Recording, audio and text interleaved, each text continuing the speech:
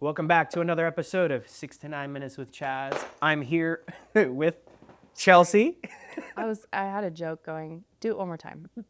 Start you over. serious? Yeah, start over again. Oh God. No, you don't have to start the timer over. Start the intro. Okay. Hey, welcome back to 6 to 9. Welcome back to 6 to 9 Minutes with Chaz. I'm here with Chelsea, and we are at Chateau Chelsea. Chelsea is amazing, dude. She's been one of my friends now for 5-6 years, I think. Yeah, amazing photographer in town. She runs Nash Bash. I can't even speak. Nash Bash. Then she's also got Urban Bay, which is her photography company.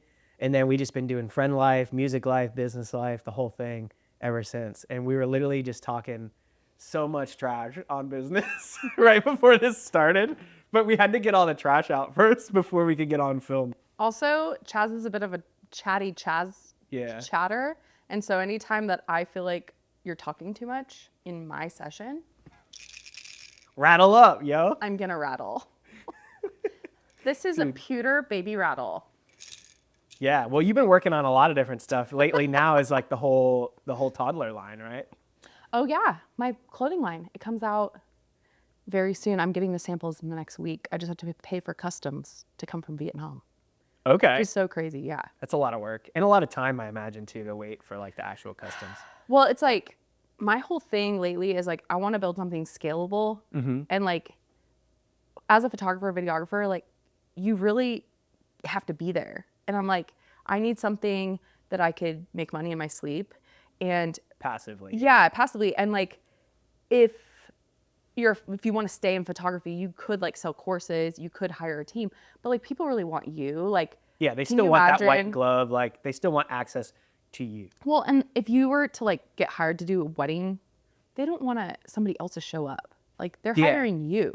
And so I need it to go from hiring me to like being able to buy stuff where I can be asleep and wake up and there's 20 orders and I can have somebody else ship it. And like I'm more on Yeah. the thinking and like brand building side versus like, and I'm just using photo as like a craft that helps, or like it's just a skill, you know what I'm saying? A tool Yeah. instead of like the product. Exactly. Yeah, no, I get that. And also like and a lot too with like the photography and stuff that you do, as well as a lot of more families and portraits and so you're selling prints and things like that as well. So like it makes more sense to have that like extra level to it. Yeah. But I mean, I would on love the- it for it to be like my main thing, but there's this thing called purchase order financing that I'm Okay. going to try to exercise. But essentially, like if you get a bunch of purchase orders and you take them to these like financiers, let's say you need like $60,000 to like cover your cost of manufacturing. You take all the purchase orders there, they pay for the manufacturing, and then they get the money from the purchase orders.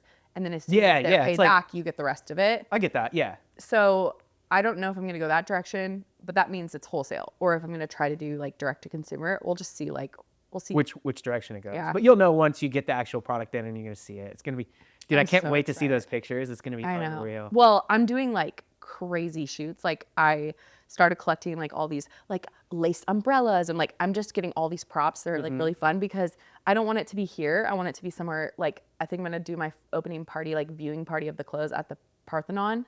Okay, yeah, yeah. 'Cause it's Like like- outside and just nature. ChatGPT was like, ooh, I can already see the like perceived luxury from the Parthenon, a tourist destination, like all this stuff. And I was Yeah, like, just listed it Brett. out. That's awesome. I love chat, dude. I've been using it for everything. Chat like really knows too much.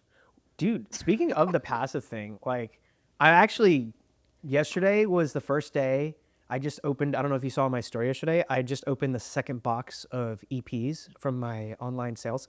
So That's cool. I mean, it's getting there. It still costs a lot of money to find these new fans and stuff. Yeah. But I'm finally like, it's getting to that point. I got to the second box. That means that 50 of them are gone. Like, So awesome. So it's like slowly chugging through them. But like eventually I imagine it's like if I keep dropping music and keep doing it that way, it'll work out. Kind of like the store. And so like we're going to work that into your music too, because you're also an incredible musician, which we haven't really touched on any of that either. That's how we originally, That's I think so it was sweet how of we you. actually met, was music, right? I remember going into a booth at my current job, like, or my job that was I was at a job in Portland, and I remember we had like these booths, and I like went into the booth to talk to you. Oh my God, I was driving, right? And I was coming to Nashville like in a week or so. And then something happened where I like tagged you on Instagram and then you lost your whole Instagram Yes. or something weird. I got hacked. Oh my God. That was You had, all like, at the same 15,000 time. followers. But like, is there something like, did I do something? Yeah, no, What no. did I do? You got me hacked. No, I'm kidding. No, How I'm did kidding. I You get didn't. you You didn't have hacked? anything to do with that. No, Okay. I remember this was crazy timing. I actually was driving to Florida for something. I was doing some shoot down there, and it was just happened to be like a bigger shoot. And I was like, oh yeah, you called me. I was like, yeah, I happen to be traveling today. I'm going to do this really cool big thing. And you're like, wow, that's awesome. So we gassed each other up in like really cool ways, like right in the Yeah. beginning. We just happened to be on like a peak moment, I think it was. And then you were like, you hit me up. It was about like, you were like, I'm doing music, but I also do photo. And then you linked in for like, you wanted to collab, I think it Yeah. was. But I don't remember what. Well, Woo, that's our timer. We got to finish this thought, and then we're going to the next subject. okay. So we kind of, okay. You were the first person ever that I could actually do something with creatively, because in Portland, it just doesn't exist. Like, nobody's ever going to have a setup like you had. And just, we went to the Sadie room at the Noel and set up that Yes. stuff. And I was like, I can't believe I'm not shooting this. This is so much better quality. And you like did the audio, and I was like, oh my gosh, I have to be in Nashville where other people are creative, because I'm not getting this where I am. Like, nobody's doing this. And it's so crazy that you were the first person I met after all the 5 years of meeting people. It's so crazy that you were the first. You know what I'm saying? Yeah, it's crazy to think about that. And honestly, it's like you were one of the first real creators that I met. Like when you first moved here, like you wanted to up the ante on everything. Like, freaking and went you hard did. in the paint. You really did, in my opinion. Like I feel like I was doing cool stuff, like, and I would get cool opportunities. But when you came in, you were just pitching to bigger dogs. Like when we walked in and we Yeah. did that whole like, I was like, I just walked in and now all of a sudden it's like, now I'm on the promo for Noel Nashville and like picnics and like all these pop-up things. And it's like, no, it's like, it was like Fiona that day. It's all about too. the It's like, pitch. and then we have like these fake couple date You can photos. get It's anything hilarious. though. Like, I think people, everybody thinks Yeah. I don't have enough money, and they don't think I have a skill and this can be traded. If people just pitched other things besides money for the things they wanted, they would live a luxurious life. Like, I've reviewed 100 luxury hotels, and never once did I pay for any of them. Yeah. But people just think like, oh, a tour with my music, that's so expensive. And I'm like, no, you're just not thinking creatively. How can you offer them something Yeah. to You have trade? value. Yeah. Exactly. And it's just, it used to be like a bartering system. Like, 10,000 years ago, it's like 2 brick, 1 wheat, Settlers of Catan shit. Dude, I love it. Yo, we have to transition now. Okay. Because we could literally talk forever. This could be like a 2-hour Yeah. podcast. Okay. So we have just like basically 3 minutes. We're just gonna hit it. It's just like, what can we look forward to? Like you, it could be on the business front, it could be on the music front, it could be on the Nash Bash front. Yeah. It could literally, you've got your hands in so many different pots. So like, which is why I think we vibe so much as friends. Yeah. It's just like doing a million different things, entrepreneurship, lifestyle. What can like anybody who doesn't know you, like obviously we've already set the stage for so many mysterious things that they're gonna have to look into. But like, what is something that they like? Anybody who's just kind of chiming in can get to look forward to, like, if they're looking you up, like, what can they expect over the next few months or before the end of the year coming out of like Chelsea, Urban Bay, Nash Bash, like, or like even with the toddler clothing line and stuff. So Yeah. I think that my main goal is going to be trying to just do something scalable. So Nash Bash might go more towards education. okay, And I just feel like that's where my biggest value is. And my shows used to be the biggest value, but it's getting to the point where it's like, it's really hard to book 100 artists every month. and the scene has changed a lot in Nashville too. Like, there's a lot of hungry people, but artists are like in the earlier stages too. It's like, which I know that's where you're helping out with artist development and Yeah. early. Oh, yeah. It's like, it's hard. They don't take it as seriously right up front. So it's like you have to deal with a lot of Well, people are just people strapped. falling out and like They're strapped. They can't pay for parking. Yeah, and like, didn't you say like last night you ended up having to fill like an hour and a half last night, or what happened? Yeah, because I just didn't have it in me to book like last week I was underbooked. I spent the whole day and I got 16 people by the end of the day, and boom, we had everybody. Like, I know enough people. I've done it enough that I can book that many people that fast. I could have done that yesterday, but I was like, I just don't. You're a mom. And then I had people canceling because there wasn't enough people. They were like, I can't play it. And I was like, no. I'll like get fillers, but like they saw the empty holes. And I'm just like, so it started this whole conversation about like, if you are a canceler, if you can't stick to your word, you should not be a live performer. Like, if you love music, you're a good musician, go do sync. Go in a studio and do that stuff. Some people aren't performers. Like, you cannot cancel stuff. If you say you're going to be there, show up. There's an opportunity cost. I think I have a migraine that's coming on. And I'm like, you think you have a migraine coming on, and now you're going to leave me with nobody in the 9 o'clock slot. Or my favorite thing is the artist. I'm clearing my throat just to make sure I say it right. I get a lot of artists that will book like live sessions or something like that, or content shoots, and it would be like something. And this applies to studio stuff too. It's like, because I deal with producers that run into this problem. Yeah. Like, oh, we have a session tomorrow morning, or tomorrow early morning, 10 o'clock, let's say, and you have to sing. Maybe don't go out drinking and partying the night before and call me with an excuse. Oh, I lost my voice last night. Maybe like take it seriously. Like it's one of those things. It's like, and unfortunately it's like when you're helping and educating, it's one of those things that like we're going to be exposed to it a lot more when we're on the forefronts of like on the ground floor of like new artists coming to town and new things like that. But restructuring and like what you're saying, going more of an education base, could be really powerful. Of just like, hey, if you guys are going to do this, like, and I see a lot of that content with you too. It's like, hey, here's like a great tip on something like how not to like mess up when you're in town, or how not to like burn this bridge, or like maybe not look like, if you want to look professional on stage, like know your songs, maybe like, you know what I mean? Dude, I'm guilty of, I break the habits too. I'm chewing gum right now. I can't with the phone. Like, you wrote this song. You literally wrote this song. How do you not know this song? If it's brand new, then I don't know. I know. No, brand new, I get brand it. new, I get. Which I've loosened up, because if you don't know the song, use your phone, whatever. But it's just like, some people put the phone like right here. Yeah. And they're like paying me for photos of the phone in their face. And I'm like, want to lower your freaking phone to here so I can take a picture That's of you? a huge difference. And it's like the dumbest phone too. It's like white. I'm like, meanwhile, mine's pink with the sticker on the back. It's your phone that I'm shooting that's blocking your face. I'm the worst. And then the spotlight makes it look like there's a dick down your face from the microphone. Oh my God, we're gonna bleep that one out. I'm kidding. That's funny. But you're right though. It makes all the shapes and everything on it kills the whole vibe. Gives me a smile. All right, yo. Well, we've hit the timers. We have 1 minute. Is there anything you want to let anybody know before we wrap this up? Yeah. Okay. Or this is what I'm going to tell you, everybody.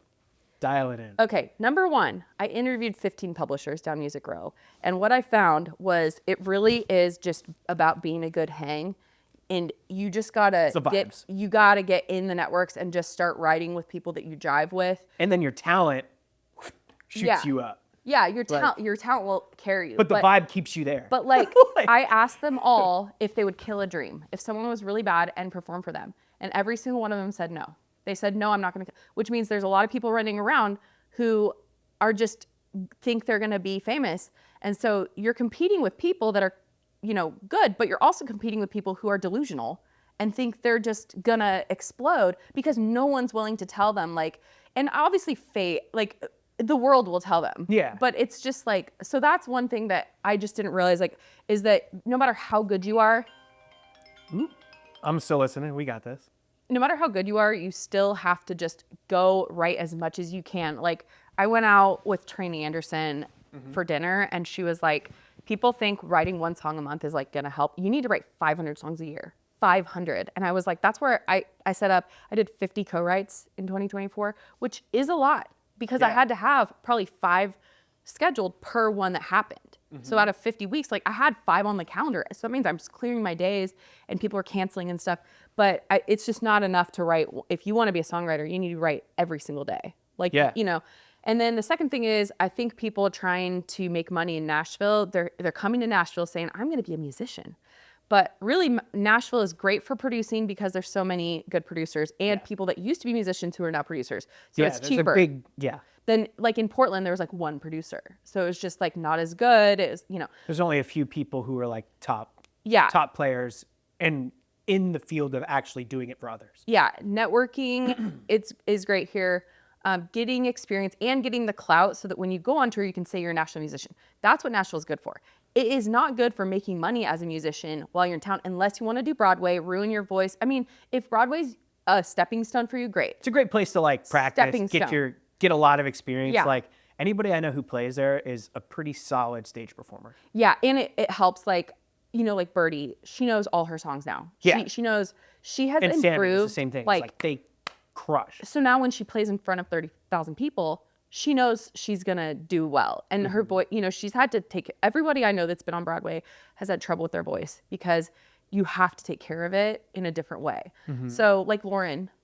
Yeah. She's more of a master now of her vocal like care than she ever was, because even if you're like going on tour, like Morgan Wallen isn't singing for 4 hours. No. Singing for 4 hours is a lot. I mean, my voice was almost gone from singing for an hour and a half. I was like, I can't believe I don't know how Taylor Swift did that. Oh my gosh. That was crazy. I'll give her props. So if you want to make money, you live in Nashville and you want to make money, you have to go on a tour. And the best way to do a tour is to find a similar artist, screenshot their poster where you see their tour of like 10 dates, reach out to all the same venues and say, hi, I'm blank. I'm a similar artist to this one you just booked, and I'm gonna be in your city on this date. Give them a specific date so that they have a response, because an easier no is a better opportunity for a yes. You don't wanna say, I'd love to play your venue. When? Don't say that. Dude, some of these people, you have an idea in mind. And intention is key. You want to know. You want someone to say no. You want them to say, I'm so sorry, because they're excited. They're like, haha, I can just give them an answer and say, no, we don't have. You go, oh, awesome. What about this date? And then they're like, okay, well, I'm already looking at the calendar. Like, I guess this person knows how to do this. They give you a date. Now, let's say you have like, out of those 10 places, you have 2. Well, now you have like 2 anchor points and you're like, well, somehow I got to get from this place to this place. Here are all my options in between. Maybe I reach out to some other bars in those areas, and you build a tour around someone else's track. One run. Yeah. But that way you're not starting from scratch. You're not like accidentally doing something that had a toll bridge and this, and then all of a sudden you had to overnight and there's no hotels because you know what I'm saying? Like you have an example, and like they did all the work for you. They hired some other booking agent or manager to like do all of that work. So I think that if you want to be a performer and an artist, you should go on small tours. You should spend 2 weeks at home, 2 weeks on tour, 2 weeks at home, 2 weeks on tour. Find a gig like a bartending job or something where you can meet people in town, but like still make enough money to in those 2 weeks cover all your expenses, and then the other 2 weeks go on tour. And then if you want to be a songwriter, you should be writing every day.